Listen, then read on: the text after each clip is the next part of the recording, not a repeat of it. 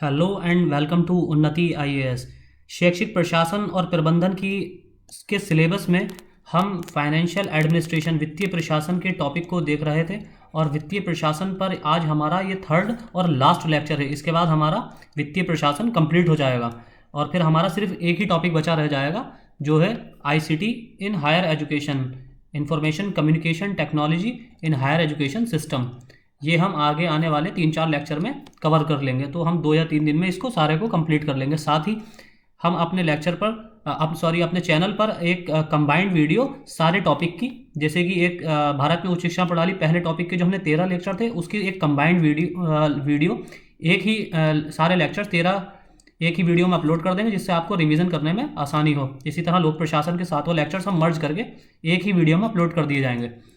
तो आज हमारा हम देखेंगे वित्तीय प्रशासन का लास्ट टॉपिक जो हमारा था बजट निष्पादन, एग्जीक्यूशन ऑफ बजट। आज हम इस टॉपिक को देखेंगे। छोटा सा टॉपिक है, ज़्यादा बड़ा टॉपिक नहीं है। तो बजट निष्पादन, एग्जीक्यूशन ऑफ बजट। बजट निष्पादन का अर्थ है संसद द्वारा बजट के पारित हो जाने के बाद इसको लागू या कार्यान्वित करना।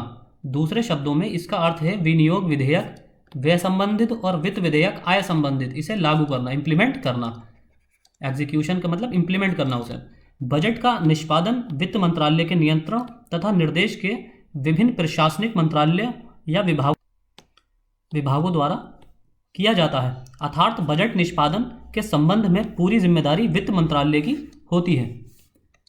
आगे है व्यय भाग, एक्सपेंडिचर पार्ट।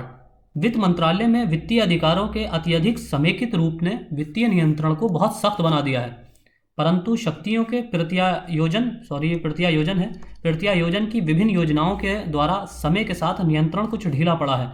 इन योजनाओं द्वारा अपने खर्चों के प्रबंधन के मामले में प्रशासनिक मंत्रालयों को कुछ ढील और परिचालन स्वतंत्रता दी गई है।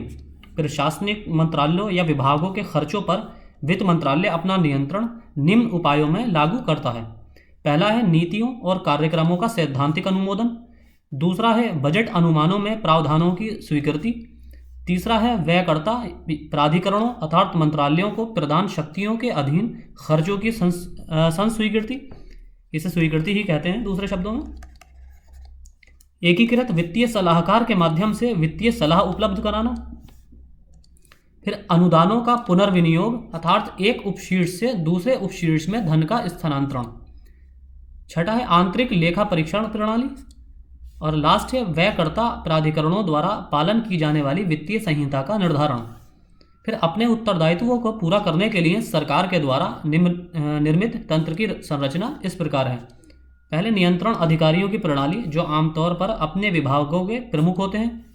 दूसरा सक्षम प्राधिकारियों की प्रणाली जो वित्तीय स्वीकृतियां देते हैं। तीसरा आहरण एवं संवितरण अधिकारियों की प्रणाली। चौथा है भुगतान एवं लेखा प्रणाली। भुगतान करने और लेखा संकलन करने के लिए केंद्र सरकार के विभिन्न विभागों में भुगतान एवं लेखा कार्यालय स्थापित किए जाते हैं। पुनर्विनियोग एक कार्यान्वयन कार्य है। इसके लिए वित्त मंत्रालय या उस प्रशासनिक मंत्रालय विभाग की औपचारिक स्वीकृति लेनी पड़ती है जिसको अपेक्षित शक्तियां सौंपी गई हैं। पुनर्विनियोग की अनुमति केवल उसी अनुदान के अंतर्गत है और यह अनुमति निम्नलिखित मामलों में नहीं दी जा सकती। पहले है किन मामलों में नहीं दी जा सकती है। पहला, खर्चों की दत्तमत और प्रभारित मद, यानी कि दत्तमत मतलब वोटेड और चार्ज आइटम्स के बीच उस नई सेवा पर खर्च की पूर्ति के लिए जिसकी व्यवस्था बजट में नहीं की गई है। लोकसभा द्वारा दत्तमत विभिन्न अनुदानों के बीच या वोटेड अनुदान जो होते हैं, एड्स जो होती हैं, उस किसी खर्च की पूर्ति के लिए जिसे लोकसभा या किसी अन्य सक्षम प्राधिकारी ने स्वीकृत नहीं किया है। पांचवा, उस किसी खर्चे की पूर्ति के लिए जिसका परिव्यय किसी भावी वित्त वर्ष में होता है। अगला है एकीकृत वित्तीय सलाहकार योजना 1974 में सबसे पहले जहाजरानी एवं परिवहन मंत्रालय में प्रयोग के तौर पर लागू की गई थी और 1975-76 के दौरान इसका विस्तार केंद्र सरकार के सभी मंत्रालयों पर कर दिया गया। इसके अंतर्गत प्रशासनिक मंत्रालयों में एकीकृत वित्तीय सलाहकार नियुक्त किए जाते हैं। एकीकृत वित्तीय सलाहकार संयुक्त या अतिरिक्त सचिव की श्रेणी का होता है। उसका चयन प्रशासनिक मंत्रालय तथा वित्त मंत्रालय द्वारा संयुक्त रूप से किया जाता है और उसकी गोपनीय रिपोर्ट संयुक्त रूप से दोनों मंत्रालय द्वारा लिखी जाती है। वह दोनों मंत्रालयों के दोहरे नियंत्रण में रहता है। प्रशासनिक मंत्रालय और वित्त मंत्रालय के दोहरे नियंत्रण में रहता है। एकीकृत वित्तीय सलाहकार, इंटीग्रेटेड फाइनेंशियल एडवाइजर, और दोनों के प्रति जवाबदेह होता है। बढ़े हुए प्रत्यायोजित वित्तीय अधिकारों को लागू करने में वह प्रशासनिक मंत्रालय की सहायता करता है, परंतु प्रत्यायोजित अधिकारों एवं कार्यों के संबंध में मंत्रालय सचिव द्वारा उसकी सलाह को अस्वीकार किया जा सकता है। लेकिन प्रत्यायोजित शक्तियों के क्षेत्र से बाहर वह वित्त मंत्रालय के सामान्य निर्देश के अधीन काम करता है और वित्त सचिव तक उसकी सीधी पहुंच होती है। अगला है उसकी शक्तियां और अधिकार। ये एकीकृत वित्तीय सलाहकार की शक्तियां और अधिकार के बारे में बताया गया है। पहला, बजट तैयार करना। दूसरा, वित्त मंत्रालय की स्वीकृति के लिए परियोजनाओं एवं कार्यक्रमों की समीक्षा करना। तीसरा, बजट पश्चात सतर्कता। मंत्रालय के लिए निष्पादन बजट का निरूपण और योजनाओं की प्राप्ति की निगरानी करना। अगला है सचिव, जो मंत्रालय का मुख्य लेखाधिकारी होता है, को उत्तरदायित्व का पालन करने में सहायता करना। फिर इसका राजस्व या आय भाग, रेवेन्यू पार्ट बजट का रेवेन्यू पार्ट देख लेते हैं। राजस्व पक्ष के निष्पादन के अंतर्गत आते हैं। पहला, राजस्व का संग्रह, कलेक्शन ऑफ रेवेन्यू, संग्रहित धनराशियों की रक्षा, सेफ्टी, और धनराशियों का वितरण, डिस्ट्रीब्यूशन ऑफ मनी। राजस्व संग्रहण निम्न चरणों में होता है। पहला, कर प्रशासन के लिए उपयुक्त तंत्र का निर्माण और कार्यविधि का निर्धारण। दूसरा, कर निर्धारण अर्थात उन लोगों की सूची तैयार करना जो कर के लिए देय हैं और उनके द्वारा अदा की जाने वाली राशि तय करना। तीसरा, आपत्तियों तथा अपीलों की सुनवाई की व्यवस्था करना। चौथा है संग्रह अर्थात विभिन्न निर्धारित रीतियों से देय राशि की वसूली। लास्ट है बकाया राशियों की नकद सिद्धि करना अर्थात बकायादारों से निपटना। कर संग्रह का प्रभारी पूरी तरह से वित्त मंत्रालय के नियंत्रण और देखरेख में काम करता है। करों का संग्रह केंद्रीय प्रत्यक्ष कर बोर्ड और केंद्रीय उत्पादन शुल्क एवं सीमा शुल्क बोर्ड के माध्यम से किया जाता है। राशियों के आहरण और वितरण में भारतीय रिजर्व बैंक के साथ भारतीय स्टेट बैंक, जिला कोषागार और उप कोषागार संलग्न हैं। भारत का संविधान केंद्र सरकार के लिए 3 प्रकार की राशियों की या निधियों की व्यवस्था करता है। कौन सी हैं ये 3 प्रकार की राशियाँ? पहली है भारत की संचित निधि, जिसका आर्टिकल 266 में उल्लेख किया गया है, आर्टिकल 266 में। दूसरी है भारत का सार्वजनिक लेखा, आर्टिकल 266 क्लॉज 1। तीसरी है भारत की आकस्मिकता निधि, आर्टिकल 267। अब एक एक करके इन तीनों को देख लेते हैं। भारत की संचित निधि, इस कोष में सारी प्राप्तियों को जमा और सारे भुगतानों को व्यय में डाला जाता है। दूसरे शब्दों में, भारत सरकार द्वारा प्राप्त सभी राजस्व, भारत सरकार के द्वारा प्राप्त किए गए सारे रेवेन्यू। दूसरा, जारी किए गए राजकोष बिलों, ऋणों या अग्रिम राशियों के उपायों या माध्यम से सरकार द्वारा किए गए तमाम कर्ज। और तीसरा, ऋणों की अदायगी के रूप में सरकार द्वारा प्राप्त सभी राशियां भारत की संचित निधि का निर्माण करेंगी। दूसरा, सरकार की ओर से किए जाने वाले सभी वैधानिक रूप से अधिकृत भुगतान इसी कोष से किए जाते हैं। इस कोष से किसी भी राशि का विनियोग, जारी करना या निकालना संसदीय कानून के अनुसार ही किया जा सकता है, अन्यथा नहीं। विनियोग विधेयक के आधार पर ही इससे राशि निकाली जा सकती है। भारत का सार्वजनिक लेखा, भारत सरकार द्वारा या इसकी ओर से प्राप्त तमाम अन्य सार्वजनिक राशियां, उनके अलावा जो भारत की संचित निधि में जमा की जाती हैं, इसके अलावा सारी राशियां भारत का सार्वजनिक लेखा में जमा की जाएंगी। उनमें भविष्य निधि, प्रोविडेंट फंड, न्यायिक जमा, बचत खाता जमा, विभागीय जमा, प्रेक्षित जमा इत्यादि शामिल हैं। इस खाते का संचालन कार्यपालक कार्यवाही द्वारा किया जाता है, अर्थात इस खाते से भुगतान संसदीय विनियोजन के बिना किए जा सकते हैं। भुगतानों की प्रकृति प्रायः बैंकिंग लेन देन के जैसी होती है। अगला है भारत की आकस्मिकता निधि। संविधान ने संसद को एक भारत की आकस्मिकता निधि की स्थापना के लिए अधिकृत किया है। ये क्वेश्चन इस बार पूछा जा सकता है क्योंकि कोरोना के पिछले साल कोरोना के पैंडेमिक के टाइम पर प्रधानमंत्री ने अपना एक पर्सनल अकाउंट, पर्सनल तो नहीं कहेंगे लेकिन एक अलग से अकाउंट खोला था जिसमें ये सारे ऐड और डोनेशन लिए जा रहे थे, जिस पे बहुत ज़्यादा डिस्कशन भी हो रहा था हर चैनल पर, न्यूज़ चैनल पर, कि जब एक राहत कोष, प्रधानमंत्री राहत कोष ऑलरेडी मौजूद है संसद के एक अधिनियम के द्वारा, तो इनको मोदी जी को दूसरा खोलने की क्या ज़रूरत थी। तो इसके संदर्भ में यहाँ से एक क्वेश्चन करंट से पॉलिटी में लिंक करके पूछा जा सकता है या डायरेक्ट हमारे पार्ट बी में भी पूछा जा सकता है। तो अधिकृत किया है जिसके समय समय पर कानून द्वारा निर्धारित राशियाँ जमा की जाएंगी। तदनुसार 1950 में संसद ने भारतीय आकस्मिकता अधिनियम पारित किया। इस निधि को राष्ट्रपति के नियंत्रण में रखा गया।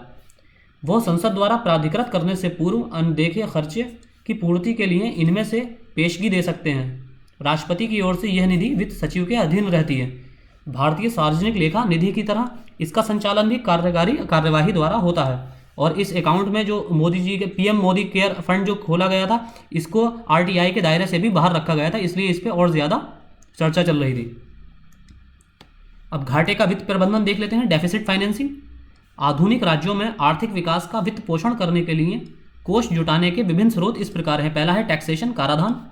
दूसरा पब्लिक बोरोइंग, जनता से उधारी। तीसरा है सरकारी बचतें, गवर्नमेंट सेविंग्स। चौथा है सार्वजनिक प्रतिष्ठानों का अधिशेष, सरप्लस ऑफ पब्लिक अंडरटेकिंग्स। घाटे का वित्त प्रबंधन, डेफिसिट फाइनेंसिंग। और छठा है विदेशी सहायता, फॉरेन एड या external borrowing, external commercial borrowing भी इसको कहा जाता है। कराधान और सार्वजनिक उधारी से जब सरकार पर्याप्त संसाधन नहीं जुटा पाती है, तब अपने विकास संबंधी खर्चों की पूर्ति के लिए सरकार घाटे के वित्त प्रबंध का सहारा लेती है। अगला है घाटे के वित्त प्रबंध का अर्थ, मीनिंग ऑफ डेफिसिट फाइनेंसिंग। सामान्यतः घाटे का वित्त प्रबंध उस सार्वजनिक खर्चे को इंगित करता है जो चालू सार्वजनिक राजस्व से अधिक होता है। एक फाइनेंशियल ईयर में अगर सरकार का खर्च उसकी आय से अधिक होता है, तब ये सामान्य डेफिसिट फाइनेंसिंग के अर्थ को प्रदर्शित करता है। पश्चिमी देशों और अमेरिका में घाटे का वित्त प्रबंध शब्द का प्रयोग अधिक व्यापक अर्थ में किया जाता है, जबकि भारत में संकीर्ण अर्थ में इसका प्रयोग किया जाता है। पश्चिमी देशों और अमेरिका में सरकारी खर्च के लिए धन सार्वजनिक उधारों अर्थात जनता से, व्यावसायिक बैंकों से और केंद्रीय बैंक से जुटाया जाता है और इसको घाटे के वित्त प्रबंध में शामिल किया जाता है। दूसरी ओर भारत में खर्चे का वित्त पोषण जनता से उधार लेकर किया जाता है और व्यावसायिक बैंकों को घाटे के वित्त प्रबंधन से बाहर रखा जाता है। इसको बाजार की उधारी भी कहते हैं।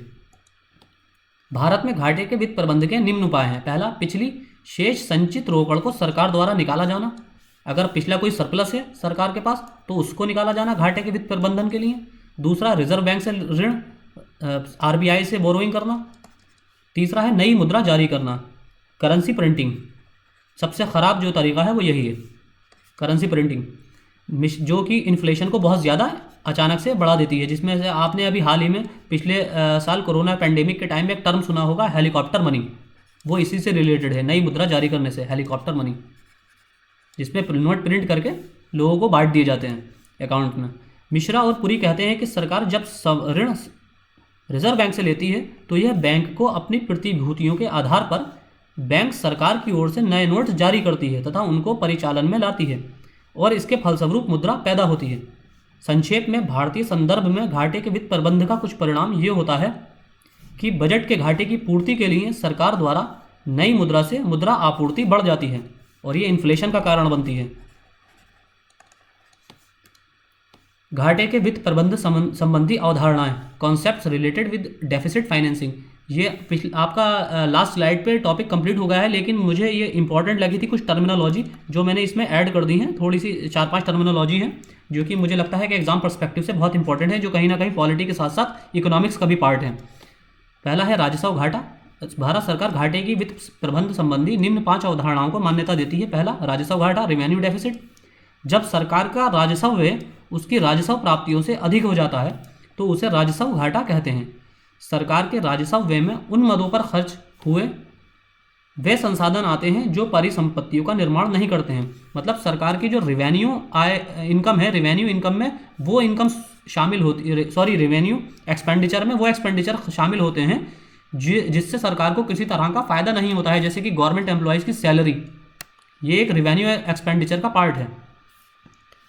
जैसे कि परिसंपत्तियों का निर्माण नहीं करते हैं, कि जैसे कि नागरिक प्रशासन, प्रतिरक्षा, कानून व्यवस्था, न्याय, ब्याज भुगतान तथा अनुदानों इत्यादि पर हुए खर्चे सरकार की राजस्व प्राप्तियों में कर राजस्व तथा गैर कर राजस्व आते हैं। अब दूसरा है बजट घाटा, बजट डेफिसिट। जब सरकार का कुल खर्च उसकी कुल प्राप्तियों से अधिक होता है तो इसे बजट घाटा कहते हैं। सरकार के बजट घाटे में राजस्व व्यय तथा पूंजीगत व्यय यानी कि रेवेन्यू एक्सपेंडिचर और कैपिटल एक्सपेंडिचर दोनों शामिल होते हैं। इसी प्रकार सरकार की कुल प्राप्तियों में राजस्व प्राप्तियां तथा पूंजीगत प्राप्तियां दोनों शामिल होती हैं। तीसरा है वित्तीय घाटा, फाइनेंशियल डेफिसिट। 1950 से सरकार ने घाटे की उपरोक्त 2 अवधारणाओं को मान्यता दी है। 1986 में एक तीसरी अवधारणा को मान्यता मिली, इसे वित्तीय घाटा कहा गया। इसकी सिफारिश सुखमोय चक्रवर्ती कमेटी 1982 से 85 ने की थी। इस कमेटी का गठन भारत में मुद्रा प्रणाली की कार्य पद्धति की समीक्षा करने के लिए किया गया था। वित्तीय घाटा बजट घाटे और सरकार की बाजार में उधारी तथा अन्य देयताओं के कुल जोड़ को बताता है। यह सरकार के द्वारा आंतरिक एवं बाह्य दोनों स्रोतों से उधार लेने की कुल आवश्यकताओं को मापता है। चौथा है प्राथमिक घाटा, प्राइमरी डेफिसिट। उस वित्तीय घाटे को इंगित करता है जिसमें से सरकार द्वारा अदा किए गए ब्याज को घटा दिया जाता है। इसको ब्याज रहित घाटा भी कहते हैं। लास्ट है हमारा 5th पॉइंट, मुद्रीकृत घाटा, मोनेटाइज्ड डेफिसिट। बजट घाटे की पूर्ति दो प्रकार से होती है, अर्थात जनता से उधार लेकर तथा दूसरा रिजर्व बैंक से उधार लेकर। जब इसकी पूर्ति या वित्त पोषण भारतीय रिजर्व बैंक से उधार लेकर किया जाता है तब इसे मुद्रीकृत घाटा कहते हैं। दूसरे शब्दों में इसे सरकार पर भारतीय रिजर्व बैंक के शुद्ध ऋण में बढ़ोतरी होती है। तो आज के लेक्चर में हमारा इतना ही। आज हमारा वित्तीय प्रशासन का लेक्चर कंप्लीट हो गया। अब हमारा ICT in higher education system, in information and communication technology in higher education, ये हमारा लास्ट टॉपिक बचा है, जिसको कि हम अगले 3 या 4 लेक्चर में कवर कर लेंगे। और साथ ही ये कंप्लीट इग्नू के सारा सिलेबस कंप्लीट होने के बाद हमारे चैनल पर RO की जो हाल ही में वैकेंसी निकली थी, आपने देखा होगा, उसका 24 को आज नोटिफिकेशन आया है कि उसका 24 को एग्ज़ाम होगा, 24 जनवरी को। तो हमारे चैनल पर फ्री मॉक टेस्ट अवेलेबल कराए जाएंगे। RO विधानसभा, यूपी विधानसभा में जो अभी हाल ही में वैकेंसी निकली थी, उसके लिए बाईलिंगुअल मॉक टेस्ट अवेलेबल कराए जाएंगे। तो चैनल पर जुड़े रहिए। Thank you.